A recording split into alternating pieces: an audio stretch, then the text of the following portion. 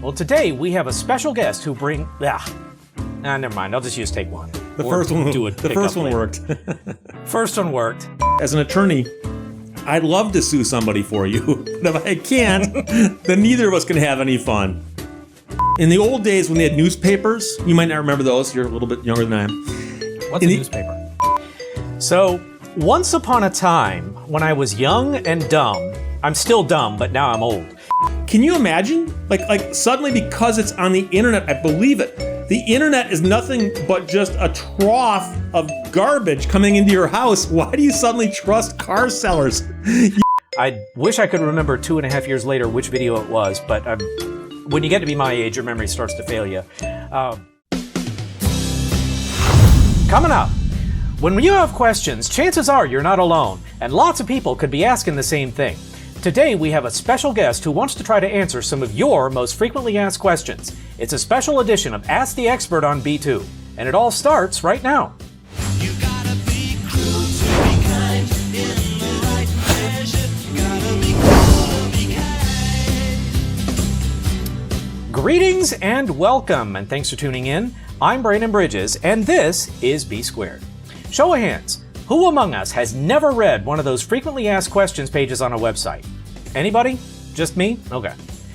Those FAQs, as they're informally known, come about because people see the same questions over time, and they want you to be able to get answers fast. And that's what we're here to do today. You've heard his name, you've seen his content, and today he's actually here. Please join me in welcoming attorney, author, and broadcaster Steve Lehto. Steve, thanks for being here. It's good to be here, my friend. How are you? Very good. Just enjoying the meteorological merry-go-round that is North Carolina weather. There you go. So Steve, as I'm intimated, brings us a list of the most common questions that he's seen over time. His show, Lehto's Law, has been running for 8 years, and he deals with a myriad of topics that overlap with law, hence its name, Lehto's Law. But I'm overstepping my bounds a little bit. Steve, why don't you tell us a little bit about your channel? Well, I'm an attorney. And I worked in radio for a long time. I've also written a few books, and I've got a variety of jobs I like to keep busy. But primarily as an attorney, I specialize in lemon law. For 31 years, I've been representing people who bought defective cars. And so whenever someone's got a bad car and they get really upset, they start thinking, instead of calling a mechanic, I'm going to call an attorney. And I'm the guy they call. So they call my office if they think they have a case. They send me emails, or they watch my videos on YouTube, they comment on my videos, or they email me. And I've discovered one thing in 31 years of practicing in this field, and that is that I get the same questions over and over again. And it's primarily because people have a severe misunderstanding or profound understanding as to what the law actually is or does. Many people have heard the phrase lemon law, and it's a shorthand term for laws that protect consumers who bought defective products. But what does it apply to? What does it not apply to? And so when I get messages on my voicemail, I can see where they're going before they're even done, because people will call up and say, for instance, I bought a used car. I can finish that sentence for you. And it's defective. Can I sue that kind of thing. So I keep hearing these over and over again. And that was one of the things that inspired me to start doing my videos, which actually started as a podcast. Originally, I had a radio show called Lehto's Law, and I took call-in questions, and people would call me with these questions. And I'm like, weren't you listening last week? I covered this. And so the point is that a lot of people don't absorb the information until it happens to them. And I feel kind of like an ER doctor who's seeing gunshot victims all day long and wants to say, please stop getting shot. Please, because that's really it. And the point is that if you know this stuff before you go car shopping or RV shopping or boat shopping, it'll save you a lot of grief, because I have to tell a vast majority of the people who ask these questions, I cannot help you. But going forward, maybe it won't happen to you again. And that hurts. As an attorney, I'd love to sue somebody for you, but if I can't, then neither of us can have any fun.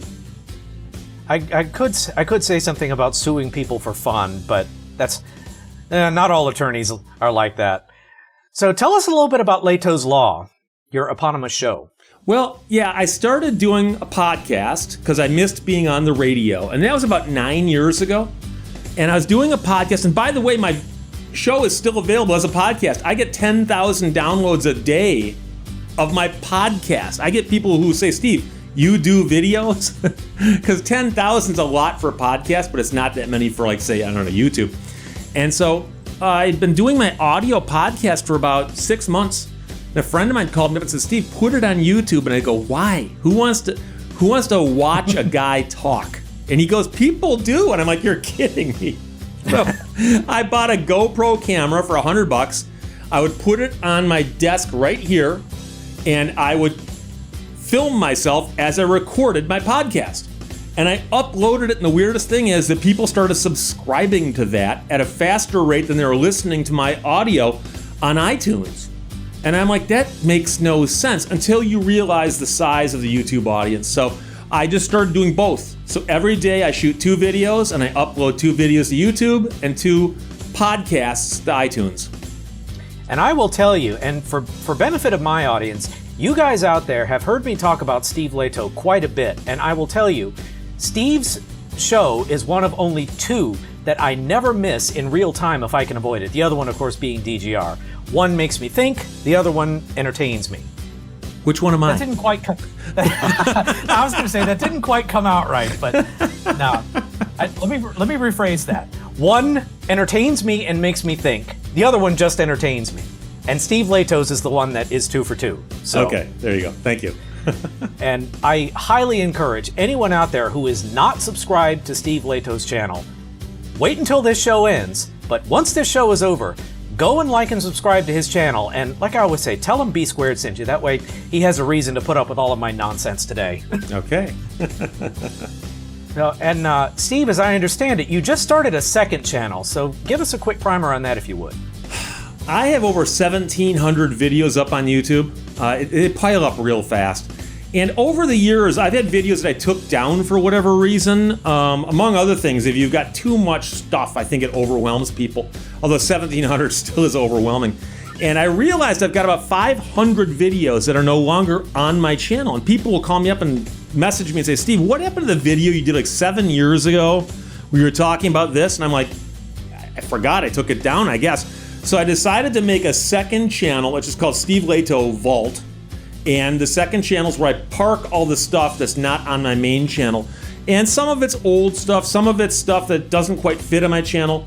I've shot videos out mountain biking, I've shot videos out canoeing. I have a Dodge Viper, kind of like that one right there, but a real one, full-size one I can drive around in. I've shot videos in the Viper.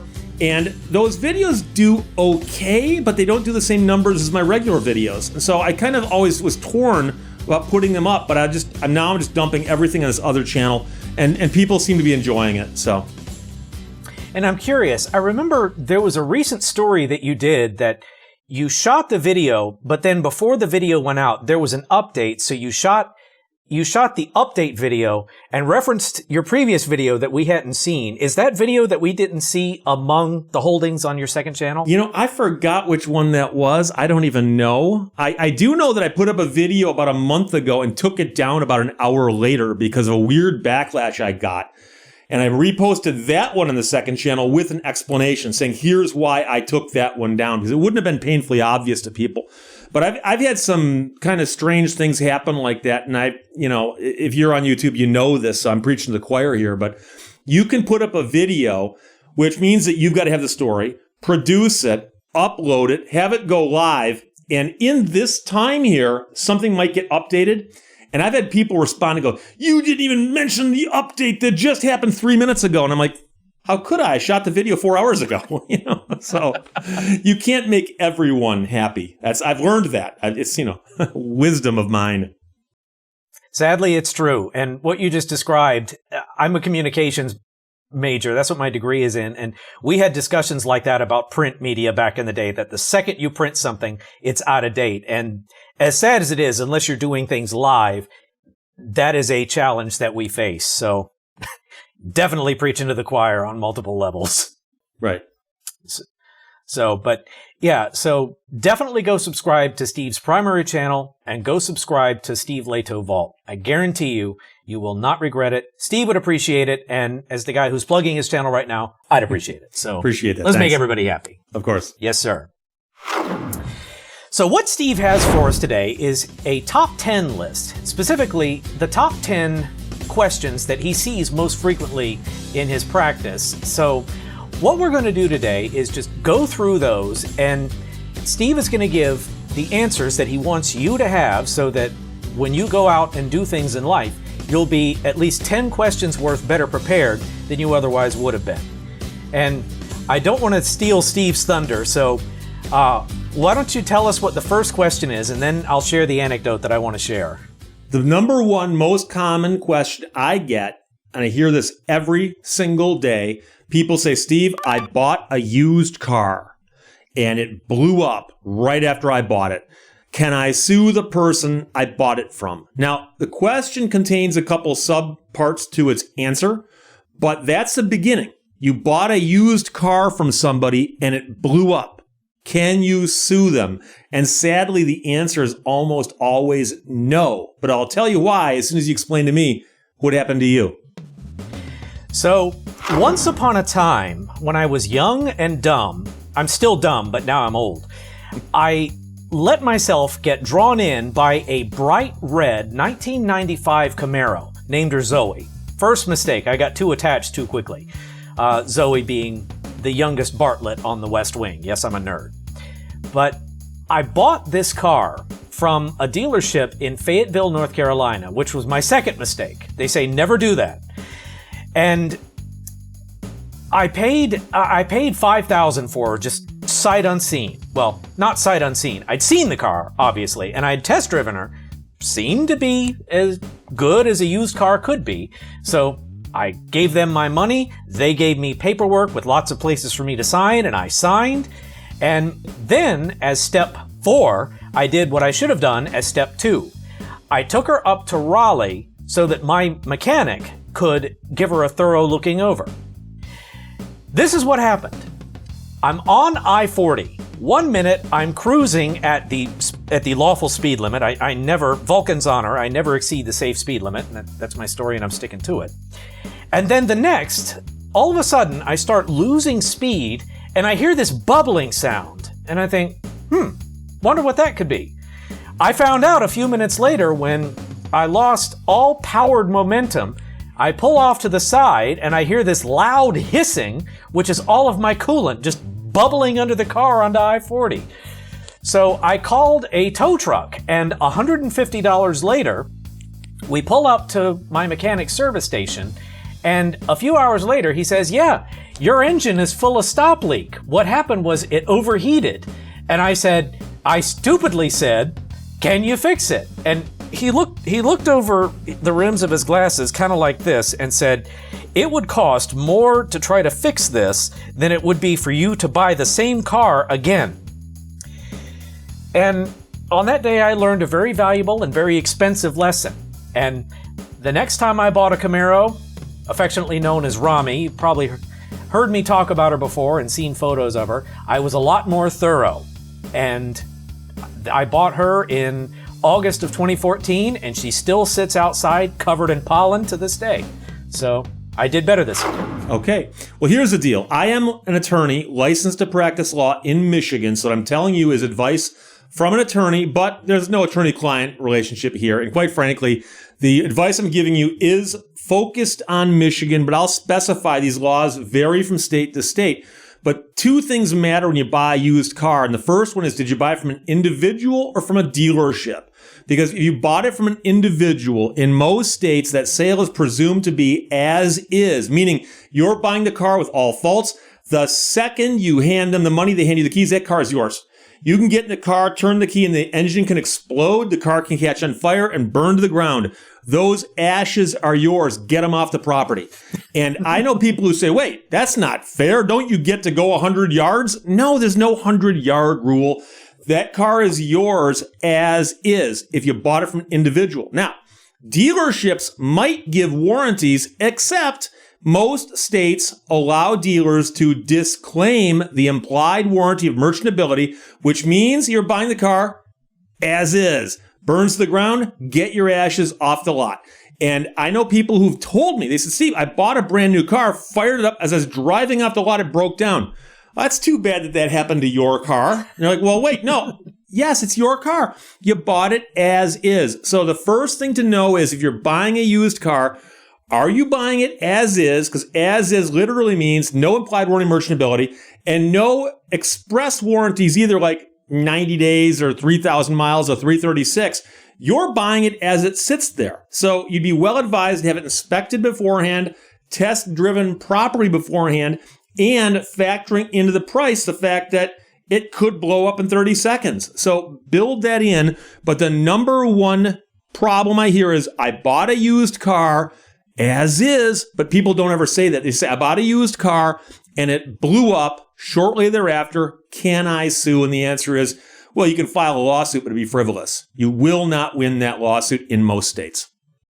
And I will tell you that it's been more than 8 years since I made that purchase, but I distinctly remember in very large letters, in fact, on the purchase documents, it said, you are purchasing this car as is. And after I got the diagnosis from my mechanic, I actually called the dealership that I'd purchased it from, and I asked them the question too late, what warranty do you provide? And they said, well, if you bring it back, we'll be happy to take a look at it. And I said, that sure would be nice if I could still drive it, but it's an hour and a half away in Raleigh. So, oops. And the funny part is, I've actually been luckier with my second Camaro, and I bought her from an individual. And not just an individual, but he was an automotive engineer. And he said, if you have any problems with this car, let me be your first phone call. Because he had maintained it lovingly for the last 5 years. And the thing you point out, the buyer's guide is extremely important because it's a federal law that a car dealership offering a car for sale has got to put a thing in the window or someplace visible in the car, a thing that says buyer's guide across the top. And the buyer's guide says right on it, this vehicle is either coming with a warranty or with no warranty as is. They're required to give you that document and check one of those boxes. In the states that don't allow as is, it reads a little differently. But when people call me from Michigan and say, I bought a used car from a dealer, and I say, well, did it come with a warranty? They say, I don't know. I said, well, did it come as is? They go, I don't know. And I said, pull out the buyer's guide. They go, what's that? I go, it's in the papers. You got to guarantee it. They pull it out and they go, oh, it says as is. And I say, yeah, that's what 99.9% of them say. So that car is yours, unfortunately. So there you go. So lesson number 1 for today's episode for anyone who's keeping score is read documentation that you are given, including, some would say especially, the fine print. Yes. And understand what it means to buy a car from a used car dealer as is. Yes. And I would also say, know what questions to ask before you sign anything or before any money leaves your hand. Yes. Now, number 2, and this is going to surprise a lot of people, but I get this phone call all the time. People say, Steve, by the way, a lot of people start their sentences to me by going, Steve, I bought a car certified pre-owned, CPO. I bought a CPO BMW because we like initials. And I drove it for 3 days and I went to pop the trunk and the trunk wouldn't open. The weirdest thing. So finally I jimmied the trunk open and the spare tire is missing. And I discovered something else going on. And if you read the CPO checklist, they check the trunk, they check the spare, they check all these things. But meanwhile, the car broke down on me. And I go, okay, so you bought a used car. No. I bought a CPO. Yes. And most states say there's 2 things a car can be, new or used. That is a binary proposition, my friends. It's one or the other. It ain't both and it ain't neither. It's got to be new or used. And just to let you know, as the timeline goes by, it starts out as new and goes to used. Never goes back. So once a car becomes used, making it certified pre-owned literally means they're certifying that it is, in fact, pre-owned. And I'm not kidding you. I've told so many people this because if you look at what CPO really is, they charge you a couple extra bucks and give you a slightly longer manufacturer's warranty. That's your entire remedy. So if what you're complaining about is covered by the warranty, your remedy is to take it in under warranty. But when somebody goes, I couldn't get the back door open, and they go, but shouldn't they have, look at the checklist. It's one of the things they checked back door. You can't sue them for missing things on that list in most states. All you can do is seek the remedy of the warranty. So certified pre-owned simply means slightly longer warranty, but it does not mean your car is new. It does not mean any other laws apply to you. It simply means slightly better warranty. That's it. And there's a corollary to that within the electronics world. It's if you're shopping for something on Amazon and you see something that says, I think the exact phrasing is factory refreshed. Yes. What it means is they have taken something that was pre-owned, that was used, and they have restored it to their original specifications, and they're basically selling it to you as if it's new. They say that it's factory refreshed, but basically that means it's better than used. But having bought several monitors, as one example, that were factory refreshed, I can tell you that something that is factory refreshed is not like new. And so that's a good analogy for what you just described. Mm-hmm. And the next one I hear, and I don't hear this quite as often, but the sheer terror in people's voices makes up for the lack of numerosity, as we say. People call me up and they go, Steve, I sold a used car to somebody, and now they're threatening to sue me. And I always say two things. One is, anybody can sue anybody. But even more so, people can threaten to sue. So when someone calls you up and goes, hey, you sold me that piece of junk 3 weeks ago, I'm going to sue you unless I get my money back. People say, what should I do? I go, number one, just stop taking their calls. If they're going to sue you, they're going to sue you. But remember at number one where I say if you bought a used car from an individual, you bought it as is? Good luck. Because you just sold a car as is. And so you selling the car to them as is means they cannot sue you and win. Now, I've heard of people who don't want to get sued. They don't care if they get sued in the sense that they'd rather pay to make it go away. But I'm just here to tell you as a lawyer, if somebody sued you over a used car and the allegation simply was, I bought it and it broke down 3 months later, you'll win that lawsuit all day long. And you probably won't even need to bring an attorney. But the point is that if they threaten to sue you, literally stop taking their phone calls and see if they ever actually do. I've actually told people when they call me with this, I say, tell you what, call me back when they actually do sue you. And no one ever calls me back because they never actually do file the lawsuit. That's something. And I can just imagine how many people have just said, yeah, get a lawyer. And just slam the phone down like you see in the movies. Well, some people are scared and they're like, because people reverse it and they ask themselves like, hey, if I bought a car that blew up in 3 months, would I be upset? Could I get sued for that?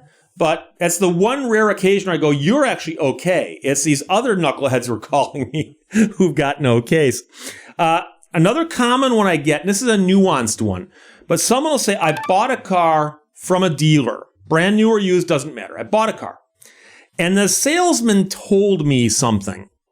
And it turns out that what he told me was either not true or an out-and-out lie. He lied about something. So, for instance, the salesman says, this car here, if it breaks down, bring it back. I'll take care of you. Well, does it come with a warranty? No, but if it breaks down, bring it back in. I'll take care of you.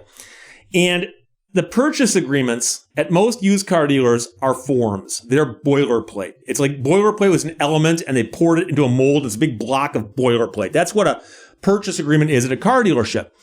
Buried amongst the boilerplate language is language that says words and promises made by the salesperson to the buyer are unenforceable unless reduced to writing here. And there's a big blank spot. There's nothing ever written there. And I've told people, if you ever go car shopping and the salesman says anything to you and you want to mess with him, go, hey, I got a question for you. Can you write that right here on the purchase agreement for me? I've actually seen them. Oh, we're not allowed to write there. Well, what's it doing there? Why is there a spot that says it's got to be here? Oh, we're not allowed. And I've seen it before where it says it's got to be reduced to writing, put here, and countersigned by an agent of the dealership other than the salesperson. So literally, if the salesperson is speaking to you, all they're doing is wasting their breath because none of it counts. All that counts is what's written on that document, the purchase agreement that everyone signs. So all of the verbal statements are out the window. And I can tell you, I bought a used car once, and the guy told me, he goes, the car needs a new, I said the car needs a new shock absorber in the back. He goes, oh, we'll get you a new one. I said, can you write that down for me? But they have a thing called a due bill or a we owe. And he filled one out and he gave it to me. And I always wondered, if I hadn't asked, would he have done that? You never know. What are you talking about? Salesman never said that. And as you say that, I'm remembering every case I ever saw on Judge Judy where she said, the verbal contract is not worth the paper it's written on. And she'd hold up a piece of paper and say, only what appears between the four corners of this document is significant and carries weight. And a lot of the contracts that I tell you about, which are just boilerplate, contain not just that section, but they'll also say other things such as that, it's got to be in this contract, and if it's not, it doesn't count, and if it is, it does count. But there's more than one place sometimes where it'll actually say, in essence, if it's not written here, it doesn't matter. And so literally, if the guy's talking, you just have to walk away from him because he's just making noise. He's wasting his breath talking. But they do that because they know they can get away with saying almost anything. And something that I think you talked about on a recent video, since you mentioned contracts, something that you addressed that I think might bear summarizing here is what actually constitutes a contract, not just things written in crayon on a piece of cardboard, which I actually saw in an episode of Cops once, but what actually makes a contract a legally binding contract? Well, I've got a book behind me called Contracts, and it's that thick.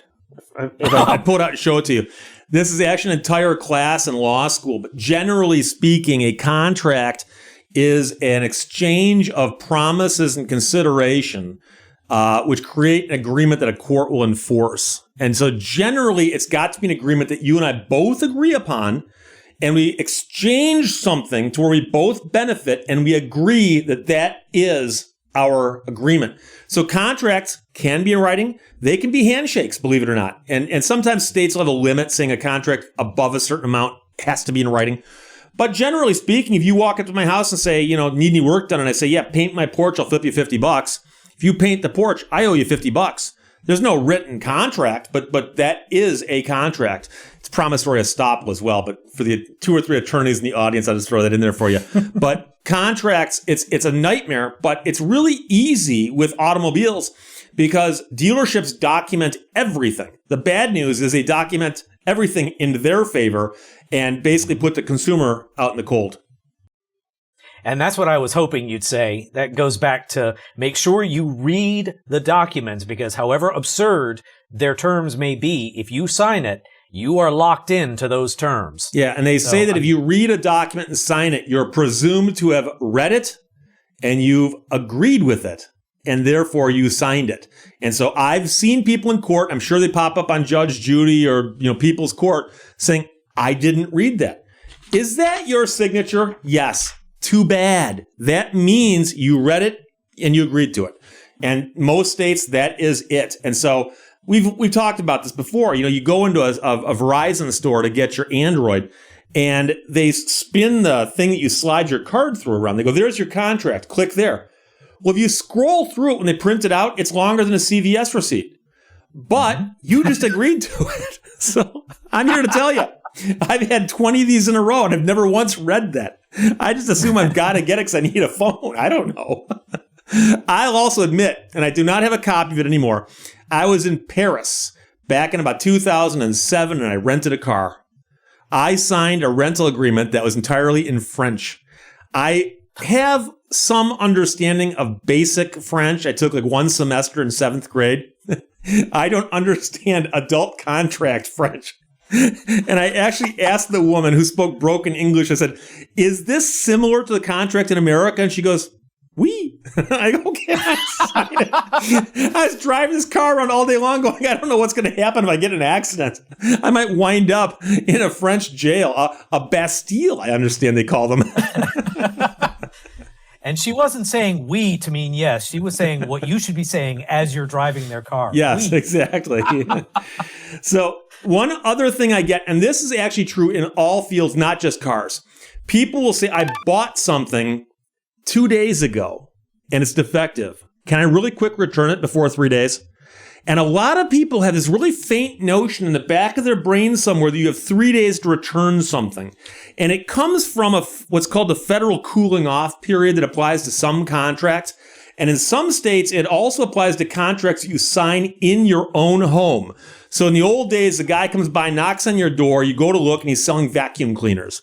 He comes in the house, he's demonstrating a vacuum cleaner, you agree to buy one. If you sign that contract in your house, you have 3 days to cancel it in some states.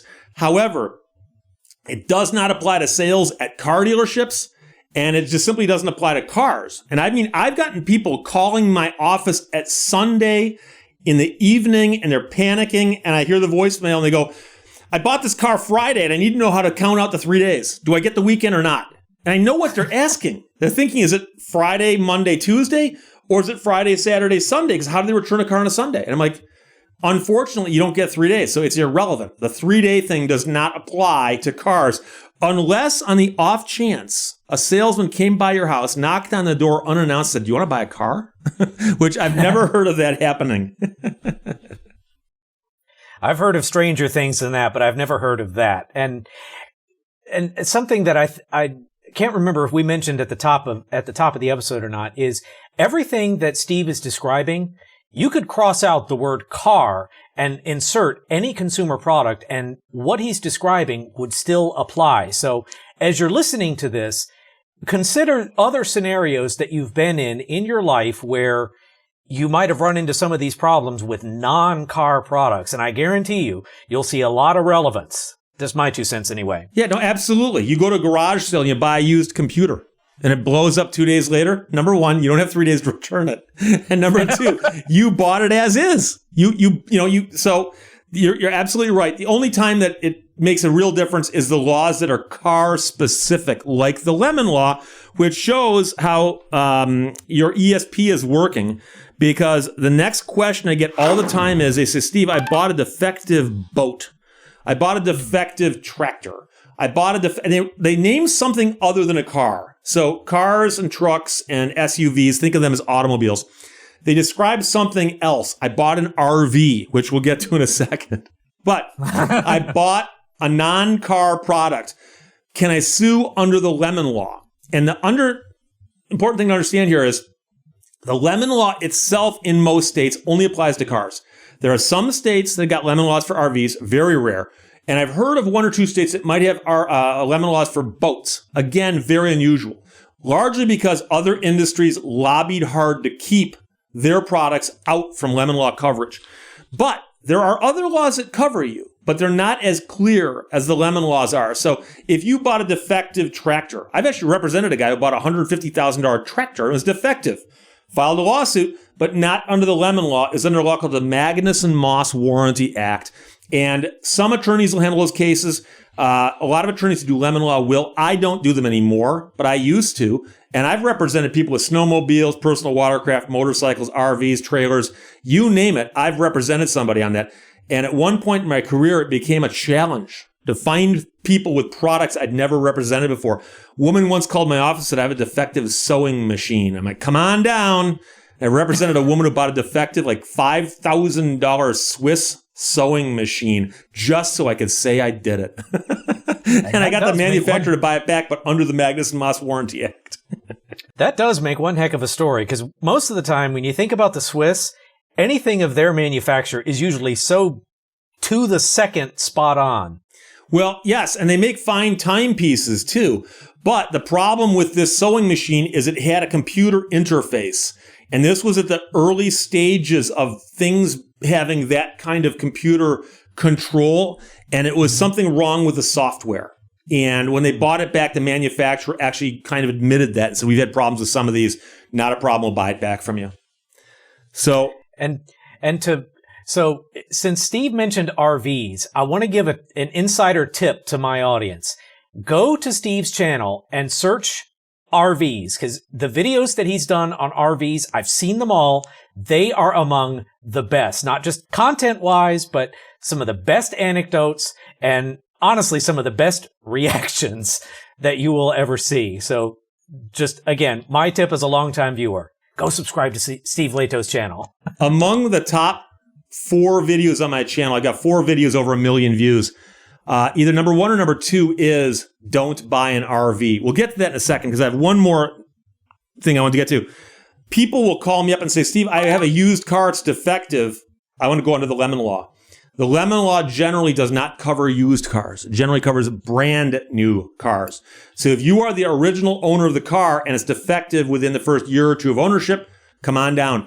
When someone says, I bought a car and it's, 2017 or something, if it's used, I can't help them. And if it's 2017, it's 5 years old already. Probably can't help them either. But the primary thing is that the Lemon Law itself only covers brand new cars and trucks and SUVs and so on. Now, number 8 on the list is I bought an RV. Now, Here we go. people will call me up and say, Steve, I bought an RV. I don't need them to finish that sentence. I can usually finish it, except I don't know the defects they've got. But I've had people who bought an RV, drove it off the lot, driving it home, water pouring in through the windshield. I had a guy who bought an RV that cost 6 figures. If he drove it over 40 miles an hour, it'd catch on fire. Every time he caught it on fire, he'd pull it over the side of the road, extinguish the fire, and then take it to a dealership driving it below 40 miles an hour. And they would fix it, give it back to him, and he'd drive it back down the road and catch on fire again. And the fire was coming from a rear axle.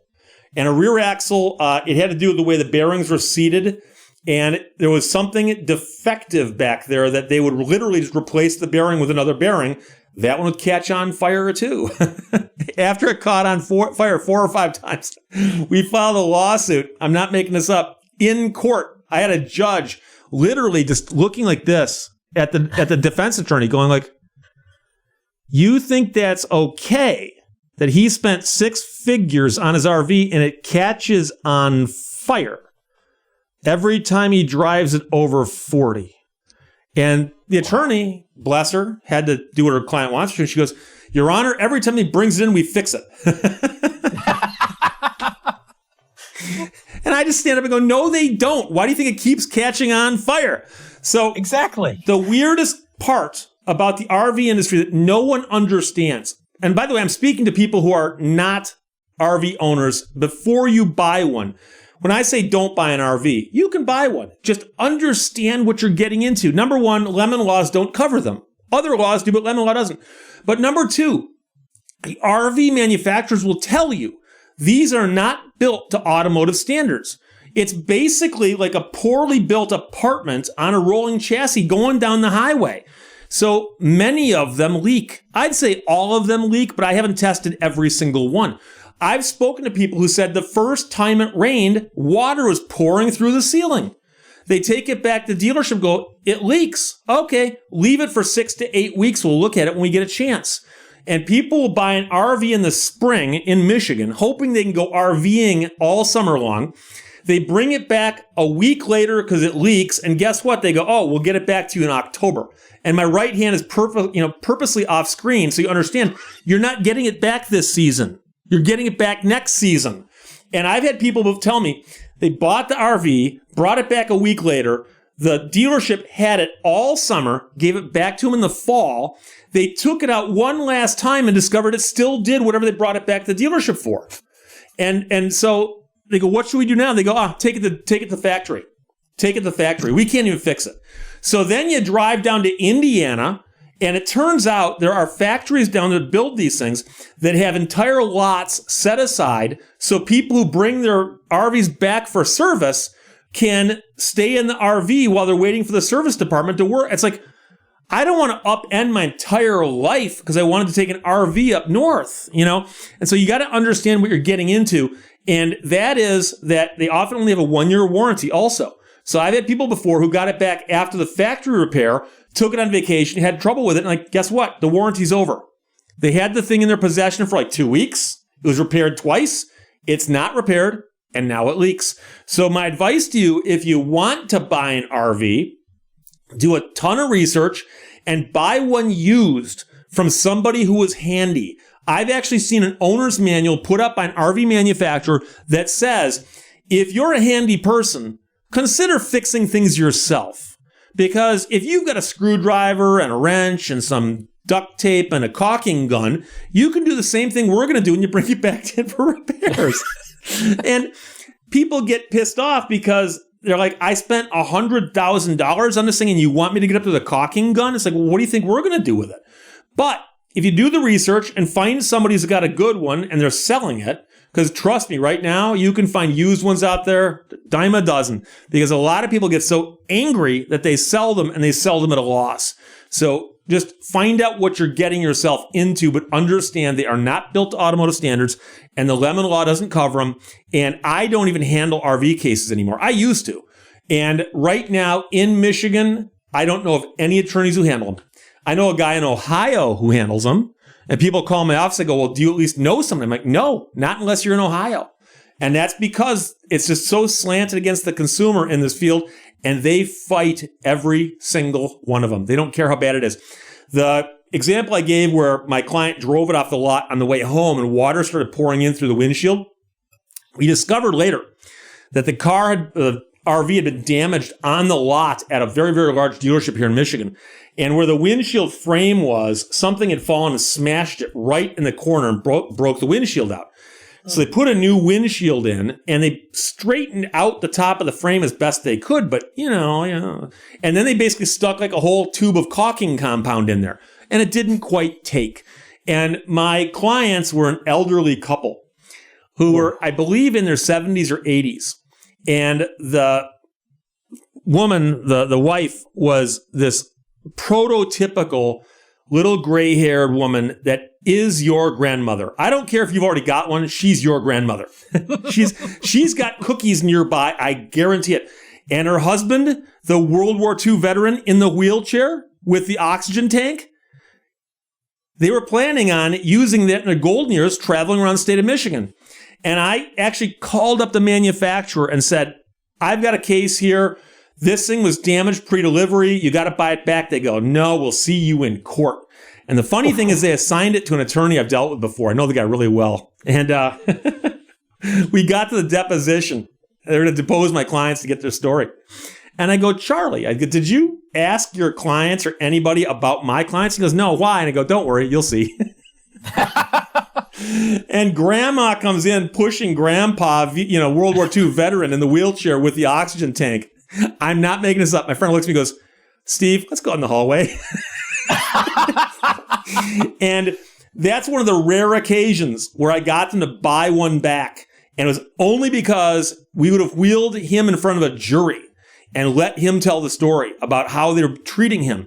And the RV manufacturers generally don't mind going in front of a jury and going, hey, they bought this vehicle and they expect it to be perfect? What are these people, perfectionists? But they ain't going to do that, the World War II veteran in a wheelchair. So they bought it back. But even so, I hear horror stories and go, I'm really sorry I can't help you because they're just not worth dealing with from my perspective.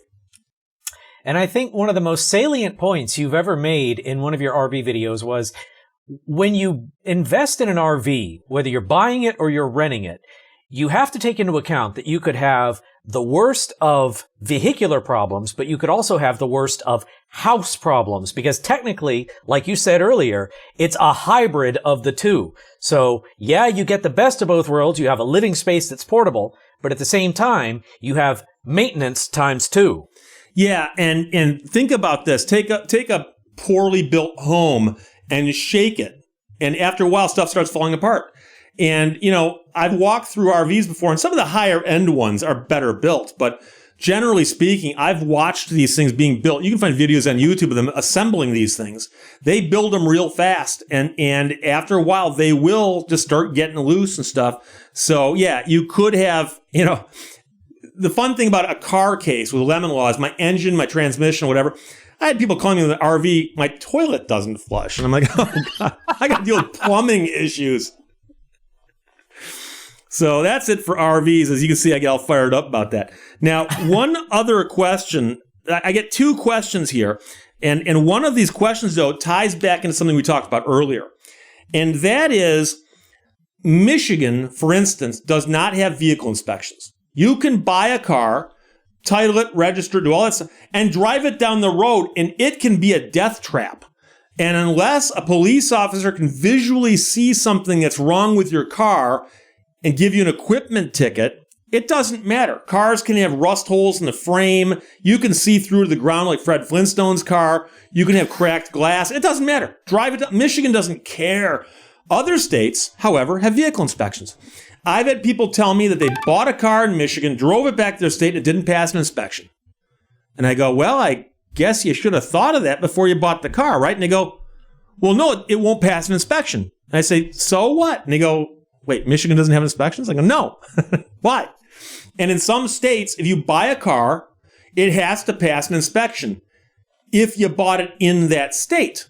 So I know if you go into a car dealer in New York, for instance, the state of New York, I believe they've got vehicle inspections. And if you buy a car, it's got to pass an inspection. So that does bring it up a little bit to a threshold that you know it'll pass an inspection, at least for one day.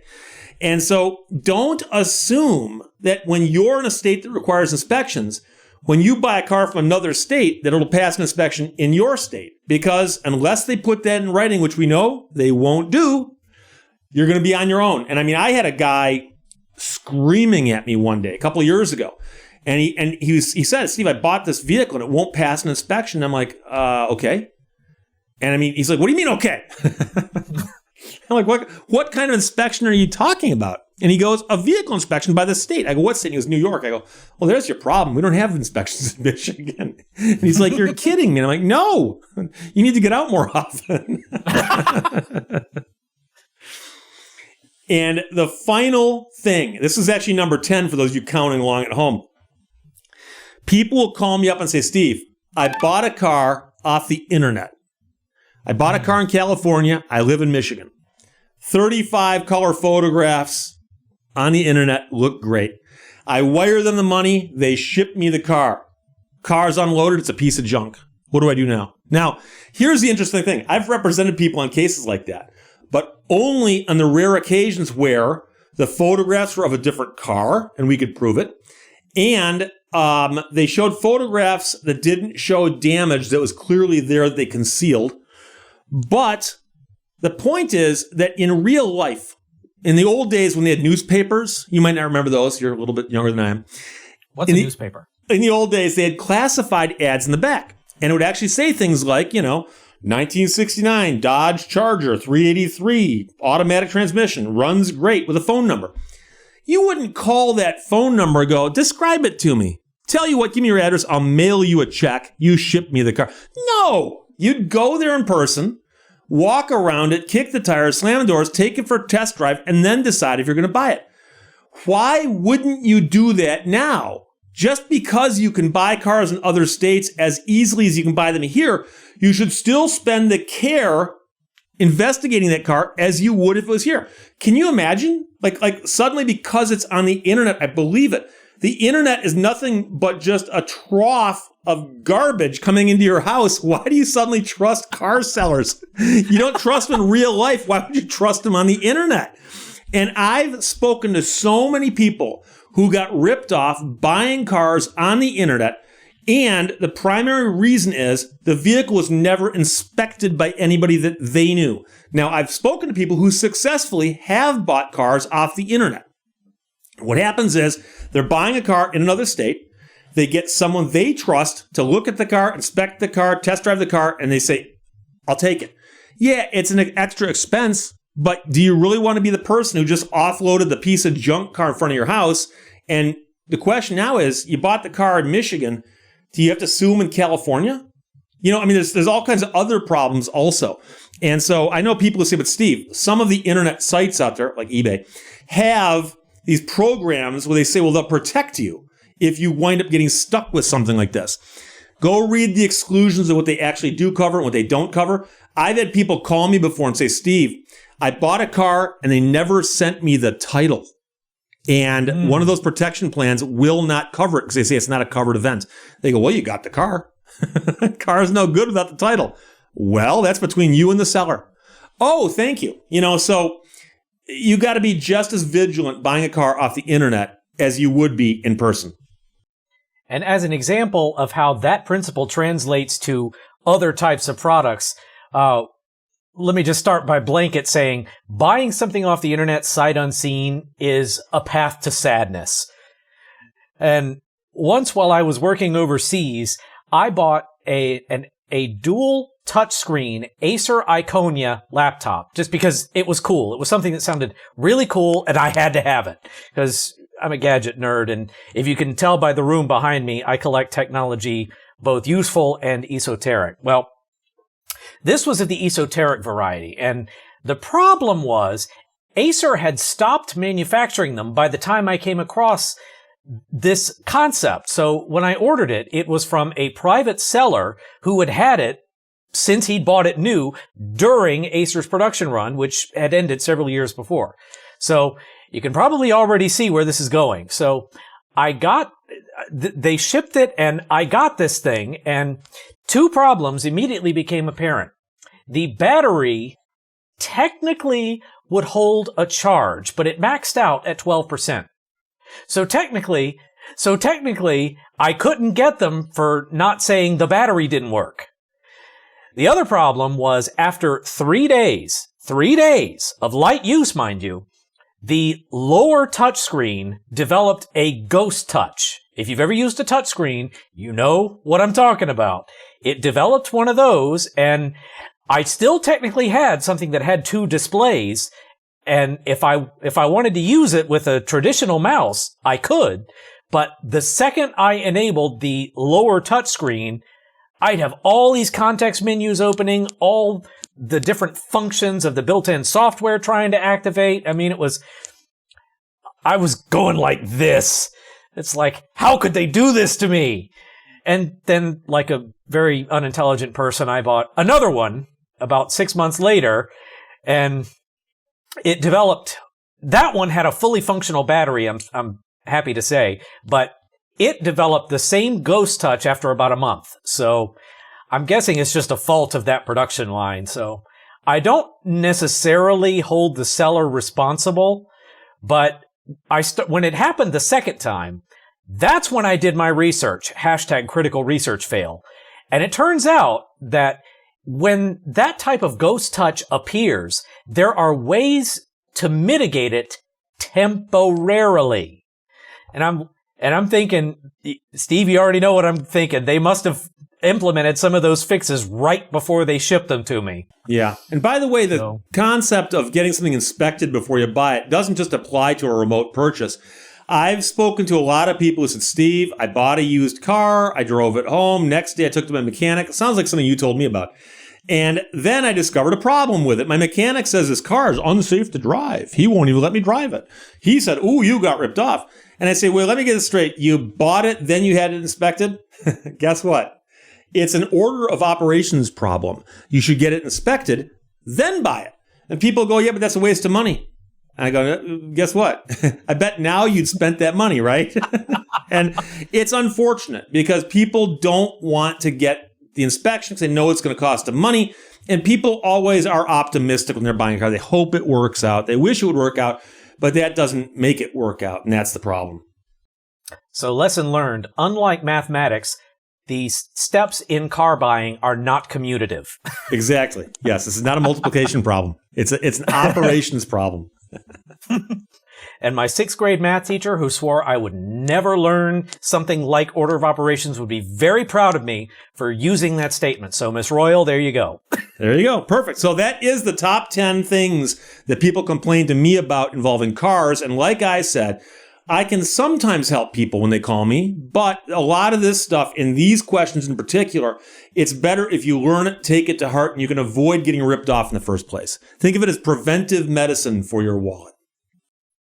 And that's a good way to look at it. And as a former boss of mine was fond of saying, you have no better ally than to be informed. And that's our goal today, to impart the solutions to common problems or answers to common questions so that when you go out and try to do life, you avoid certain potholes. So that's, and I'm very glad we did it. And I'm really glad we did it on a personal level because it's been about the best conversation I've had all week. And I have some conversations, as you can imagine. So something that I kind of wanted Steve to comment on, is if you watch Lehto's Law, one thing that you'll see very quickly is that Steve's content is user sourced. In other words, people email him stuff. And I don't want to steal your thunder on this, Steve, but I am recalling certain comments that you've made over the years that I've been watching about certain things that you've been sent that were easy to work with and certain things that were not easy to work with. So, to anyone who might want to send you something, what advice would you offer? Literally, I think you'd have to go back several hundred videos of mine to find one where I actually said, this is an idea I came up with on my own. I just wanted to talk about. I tell people, if you've got an idea for a story, you can email me, message me through Facebook, whatever you want to do, get me a message, and I will look at it. And I often go through my inbox and I see all of a sudden, boom, boom, boom, boom, boom, in the subject lines, a bunch of stories popping up. And I get several hundred emails a day, at least. And I go through them looking for story ideas. And if it caught someone else's attention to where they send it to me, quite often people have got a very good idea of what I'm looking for. The one thing I will not do is I will not watch video links, because people will send me a video. Go, Steve, check out this video. And I say, when was the last time you saw me show a video inside my video? I've never done that. So I say, if you've got a story idea with a link, I can go read the story, send that. And it does help if you put in the subject line, instead of story idea or check this out, if you put a word or two that were keywords, like there was a hot story last week about the guy who's been sued because someone else was driving his car during an oil change and killed their coworker. And now the coworker's family is suing the owner of the vehicle who wasn't driving it. I got probably a couple hundred emails eventually from people saying, Jeep oil story or Jeep murder Michigan, and I'd see the word Jeep oil and Michigan, and people are saying, Steve, it happened in Michigan. It's right up your alley. And so the reason I like that is I like to credit everyone who sends me a story. So at the end of every video, I'll often say, here are the people who sent it to me, and boom, boom, boom, boom, boom, and I'll rattle them off. Sometimes it's only 2 or 3, but sometimes it's like 35 or 40. And I like the idea, though, because I can tell by looking at the frequency of suggestions about a topic people want to hear about. And quite often, the stories that are most suggested are the videos that do really, really well. And so I like that. So I tell people, send me a message with a link, not a video, and put something in the description line so that later, when I go back looking for all the people who sent me that concept, I can go, oh, this person, and write them all down. I've had some people get mad at me. They go, Steve, I sent you a video and you didn't thank me. And I'm like, I sent you a link and you didn't thank. I go and look, I can't even find their email. And then I realize that they put like, here's one in the subject line. And it's like, well, of course I missed that. So I try. And I've heard you describe several times that people send you emails. Your description is like the perfect email that you get, and that I'm not going to I'll let you describe it, but I remember, if I remember right, you said something like, when I mention that I get an email like this, I'll get a couple of dozen more from people trying to do the same thing. So what would you say is the perfect email? Well, the perfect email is when somebody comes up with a question that is so simple, yet you immediately understand what the issue is and why it's important and interesting to people. And so, for instance, one guy asked, he said, Steve, if I own a piece of property, can surveyors trespass on my property while conducting a survey? Can they do that without my permission? And that's a great question, because many states have got a law specifically saying they can, but then it explains what they've got to do to make it legal. So I went through this because anybody who owns a piece of property is curious about that. I also had a guy ask recently, he said, we've all seen that, do you swear to tell the truth, whole truth? What if I said no? I don't want to be sworn in. So I explained. That was a terrific video. Yeah, I explained, the judge will hold you in contempt. But other than that, you're fine. But many of these things have got better explanations underneath them and some background I can go into. Somebody asked, and I can't remember if this was a simple question or not, but about the issue about airplanes flying through your airspace. Oh, it came up with a four-corner crossing. And I wound up doing a video about whether or not you own the airspace over your property. And the number of people who are wrong and saying, you don't own that, the FAA owns it. And I'm an attorney. I'm speaking of the legal definition of ownership. You own that airspace, no question. The FAA regulates the airspace, and they might regulate it to the point where you can't use it, but you still own it. And I've had people, it's an insane number of people telling me I'm wrong on that. I've actually gotten a note from somebody at the FAA who said, Steve, you're right. I just can't believe you're trying to explain this to people. So I've had lawyers contact me. It's funny. Whenever I look through the comments below a video and I'm getting negative comments, they're never from attorneys. They're never from attorneys. It's non-lawyers telling me I don't know the law. And one just for those of you who've made it this far into the video, I'm going to tell you a little secret. And I've mentioned this once or twice before. I specialize in lemon law. I've been practicing lemon law for 31 years. So people go, what does he know? He's just a lemon law lawyer. And I've actually asked somebody and said, well, what kind of lawyer are you? Well, I'm not a lawyer. So wait, you know more than me because I'm just a lemon law lawyer? They go, well, you don't know anything about criminal law. Really? You understand that to get through law school, you take criminal law classes. To pass the bar, you got to understand criminal law. And I was a public defender before I was specializing entirely in lemon law. I think I know a little bit about criminal law. Well, you never mentioned that. Well, why would you assume I'm ignorant on something I'm talking about? By the way, I'm right, you're wrong. So, And may I add behind that, if you look behind Steve, the blue books behind him is, as best I recall, Steve, is the Michigan Criminal Code. Is that right? It's the Michigan compiled laws, but it contains the criminal code. Yes. The blue book's behind me. Yeah. And you see how many of those blue books there are? Yes. I've seen Steve reference things in many of those books. Like he'll point to one and say, it's in that book right there. And he'll recite it from memory. That I recall, I don't think I've ever seen you actually have to go and pull one of those books off the shelf. Well, so yeah, most of the laws I cite are ones I've dealt with so often. So, like the law on conversion is MCL 600-2919A. Or the lemon law is MCL 257-1401 et sec, that kind of thing.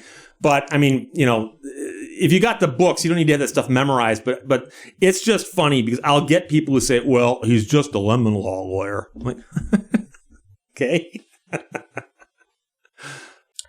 Steve Lehto is the best lemon law lawyer that I've talked to over Riverside FM today. So that should tell you something. That's a stretch. That's a stretch. It's true. It's like when I made an entire bag of lemon Oreos disappear. The way I described it is I said, I did it in less than a week. The actual truth is I did it in less than 24 hours, but, I say a week. There you go. I feel better about myself. Technically, it's true. Technically, it's true. So now this has been a terrific and informative outing. So, Steve, I know you're tired of hearing me say it, but thank you very much for coming and sharing with us. Well, I had a great time, and just so you know, I do get people from time to time who ask me if I can come on their show or do something with them. And I really admire what you're doing because you reached out to me a while back, and you said, hey, I'm launching a channel, and I'm planning on putting up videos on YouTube, and I want to send you some stuff. Will you look at it for me from time to time? And then you also asked if you could use a clip of something of mine.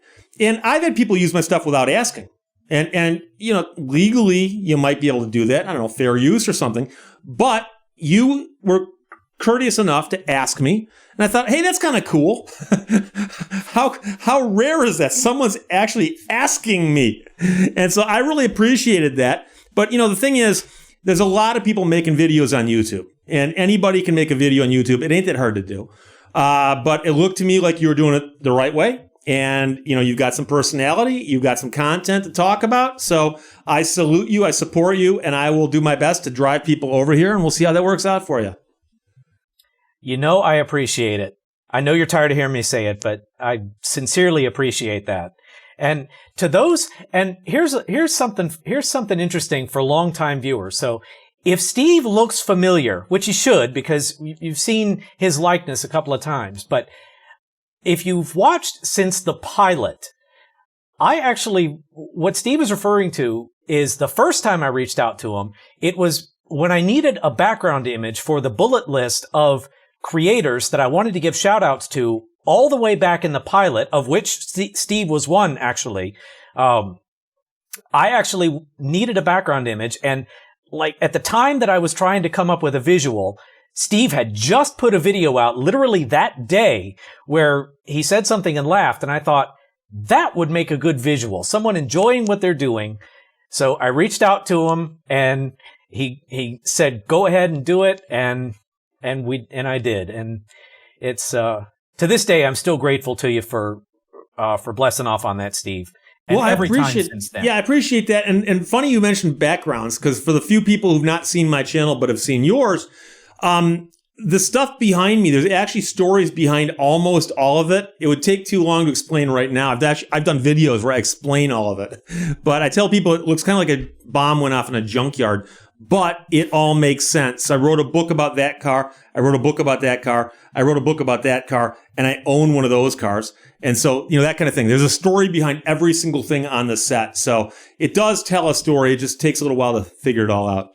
And having heard some of those stories, Steve has a very rich background, and there are legitimately interesting stories behind each of the pieces of set dressing that he's described. So if you happen across one of those videos on his channel, it's worth the watch just for that. Because again, rich stories told in a style that is informative and entertaining as only Steve Lehto can do it. Well, I appreciate that, my friend. Yes, sir. So, anything else you want to share? That's all I got. Is that Questions not or enough comments? for Put you? below. We'll talk to you later. My videos are 12 minutes long, okay? How long have we been here? I'm just kidding. 1 hour, 6 minutes, 33 seconds. and all of it fun and entertaining. The funny part is, if I did a video where I actually said I'm going to do a video on the top 10 things that people call my office about, I would have knocked it out in 15 minutes, but it would have seemed rushed. Really, really rushed. So that's the difference here. Well, and like I said, it's been a lot of fun, and I have always appreciated that you bring a certain humor to everything that you describe. I've said it before. When I came across, so here's a little bit of background for my audience. So when I came across Steve's channel for the first time, it was a few months into the pandemic, and I was just watching things on YouTube while I was working from home, and I came across his channel. I wish I could remember 2.5 years later which video it was, but when you get to be my age, your memory starts to fail you. But I saw it, and I'm like, this is an attorney who's sharing commentary on cases. Well, I'll give it a shot anyway. But what I discovered was that from pretty much the very first frame of the very first video, Steve too has a personality. He has an informed perspective, but he's able to present even the most mundane scenarios in an engaging and entertaining way. So I don't want to say infotainment, because that term just has a bad context. Right. But his content is highly entertaining. And like I said, it's one of only 2 tubecasts that I never miss in real time if I can avoid it. So if someone like me can get enjoyment out of it, think of how much enjoyment everybody else in the audience can get. So I repeat my call. Go and like and subscribe to Steve's channel and his secondary channel too, his new channel too. And you will not regret it. And he does have a lot of videos, but do an archive dive. It is worth it.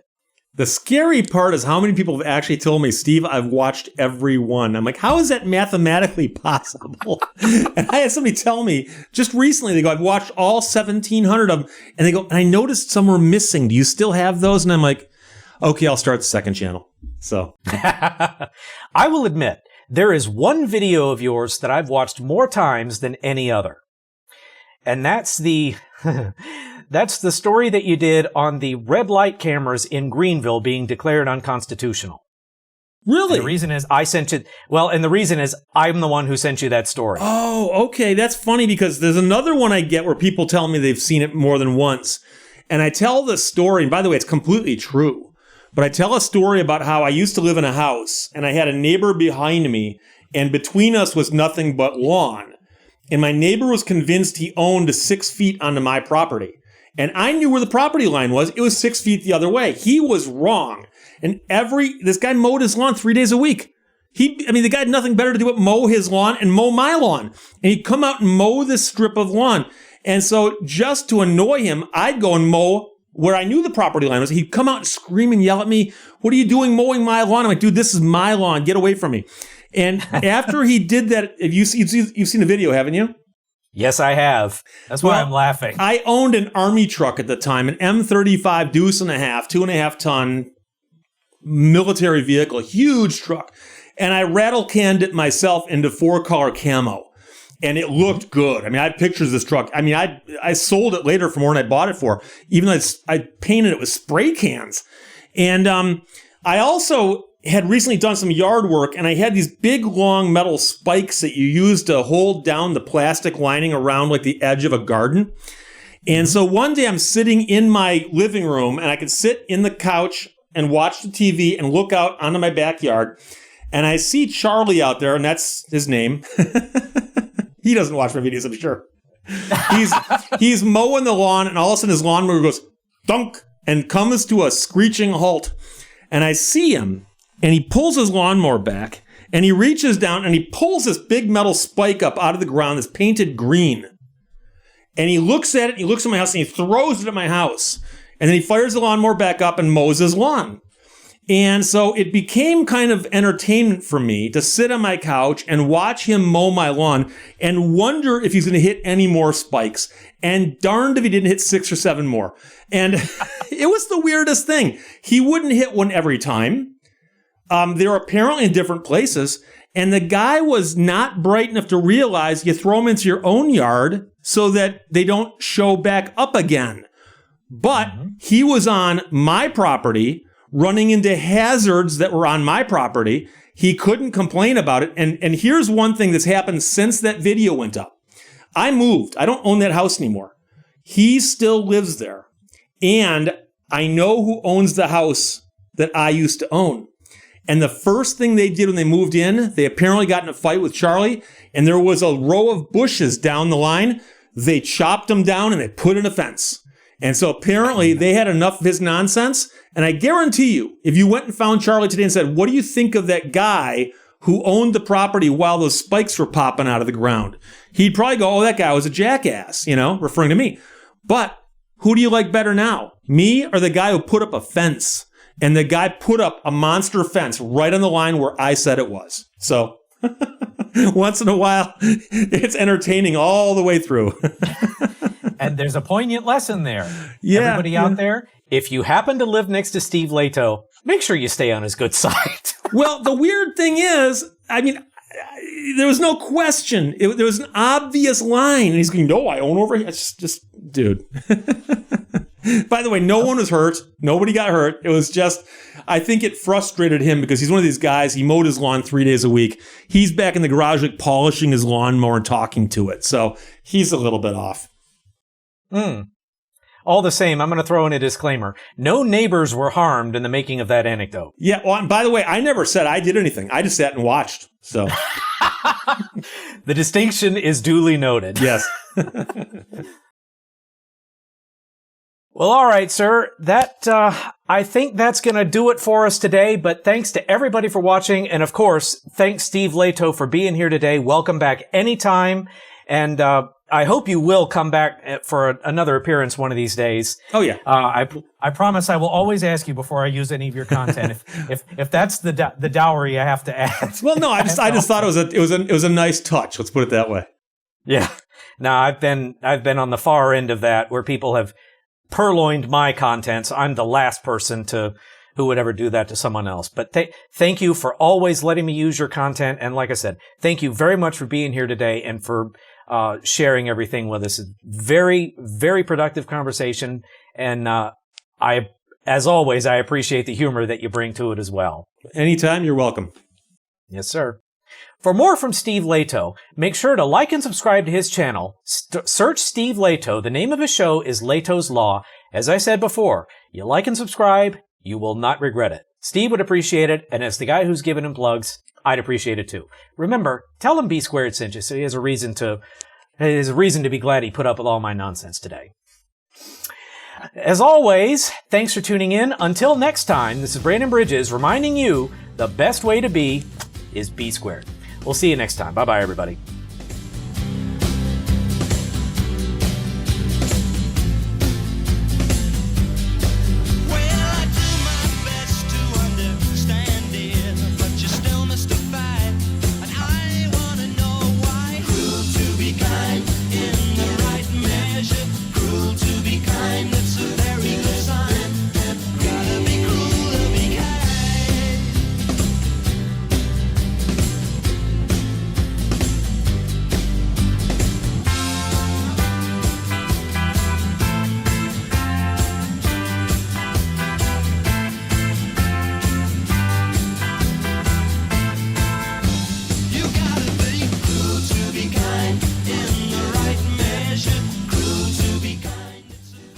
I'll share a thought here. You can't beat the system.